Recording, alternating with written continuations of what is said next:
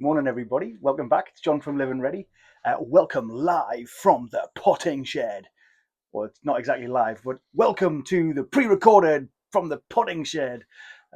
This is my new potting shed. Welcome. This was a tool storage shed just in the back garden, but I have revamped it to something important because this is where I do all of my seed potting and potting on, compost on the floor, and we are good to go. This is great change of venue. In fact, just having something to do potting on a bench is really helpful because it's the more we're focusing, the more you've got to invest to do what you need to do. So tools and stuff, potting shed. Anyway, what I'm going to do today is to give you a little bit of an update on how the plants are going because it's been a little while, and so you can see how things are growing, where they're growing, what I'm doing, but also critically, I'd love to get some of your expert advice and to improve what I'm doing as well. So I'm going to give you a little bit of a tour at different stations around the garden so you can see what's happening, and let me show you what's happening with the tomatoes. Hey, so this is a little grow zone which I've got in the garden, and it's where I'm growing tomatoes and cucumbers. Never grown out of all these big cucumber bags before, so I got these cucumber bags just like a B&Q or wherever. So I think because the tomatoes are about to start flowering, that's the sort of time that you need to put them in the bag. So I'm nearly there, I think. But again, if you've got any advice on that, that would be really good, and hopefully they'll be nicely positioned and grow up these canes and get nice and strong, nice and big, and give us some juicy tomatoes. So I'm now going to give you a little bit of a pointer as to how the strawberries and blueberries are going. Okay, so welcome to the patio. We have got blueberries and strawberries on the go here, and as you can see, I've got some of them in netting just to protect them from bugs and from birds because they're starting to put fruit on them now, particularly the strawberries. I don't know whether you can see, but we've got some nice juicy strawberries growing on there. Maybe, yeah. Anyway, I'm looking forward to chomping them before the birds do. So that's why I've got these nets. Again, I'll put the canes in and put the nets over. It's the best that I could think of. So if you've got any cheaper guidance or wisdom on how to do this well, growing fruit in pots, I'd really appreciate that one as well. Thank you very much. Okay, so this is my little growing area on the patio. So I've got another tomato grow zone and then a smaller one here as well. That's the tomato and cucumber one. And I've got another one here. The idea being that growing seeds indoors and then I can have different zones to be able to grow them and mature them. But if I show you a little bit of what's going on, because I've got tomatoes, cherry tomatoes and beefsteak tomatoes and salad tomatoes in there.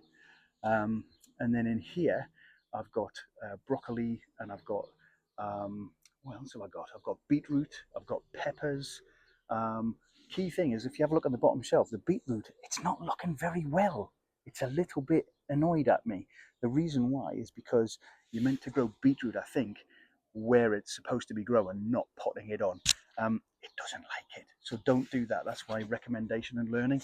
And over here, I have got a little bit more. So I've got broccoli, I've got courgettes, and more sort of like peppers and chilies and a couple of more tomatoes. And in the corner, I've got a little, apart from the rose bush, I've got a little salady bit as well. So a little bit of rosemary, a little bit of coriander, etc. So that's the kind of thing that I'm growing. Now, let me show you something which didn't work. You see my little carrots down here? My poor little Chantenay carrots. I'm not quite too sure what went with them. I think again, you're meant to be growing them where they're supposed to be growing, rather than potting them on. I didn't really like it. So you learn, you live and learn. Don't do that. Grow carrots where they need to be, and then don't try and pot them on. Now, I'm going to show you the vegetable patch as the last bit. So welcome to the vegetable patch. This is going reasonably well. Some of the stuff that I've potted on is taken really well. We've got potatoes at the back. We've got courgettes and we've got cauliflower in there as well. And then I've got a line of carrots, a line of parsnips, and then I've got some broccoli as well. And the pots which I'm just growing in there are peas. I want to start doing some peas and stuff like that. But I just bought some hoops. some metal hoops, and then a little bit of netting as well, because I've got cats that just love this as a toilet.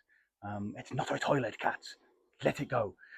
So this sort of like netting protects the stuff from, I don't know, green fly and other bugs, but keeps the birds and cats off it as well. The one thing that I have done is, if you can remember, I showed you a little bit that I actually built this and notched it myself. Here's a little bit of learning. If you want to do something like this and you're buying some timber to do it, brilliant, but strip the bark beforehand, because unfortunately, um, ants, this became an ant nest. They loved and buried themselves in the bark and just kind of started laying eggs in there. And I had to then figure out how to get rid of all the ants before I started planting everything. And here's the thing, boiling water, apparently, that was one of the solutions. So if you've got any ideas of how to get rid of ants, that would be amazing, because they're flipping annoying. And especially on the patio, I've got ants nest underneath the patio as well. So I'm trying to figure out how to get that, because the ants love my strawberries, but the problem is I love my strawberries. So unfortunately, ants, you got to go. It's your fault for digging in my garden. But that's my little update. It's going well. I have no idea when I can eat this stuff, so I need to do a little bit more research and figure out when is appropriate to dig up potatoes. But we are getting there, and hopefully this is a little bit of an encouraging sign that even John Keskes can actually grow food in his back garden. So you can do it as well. So keep going.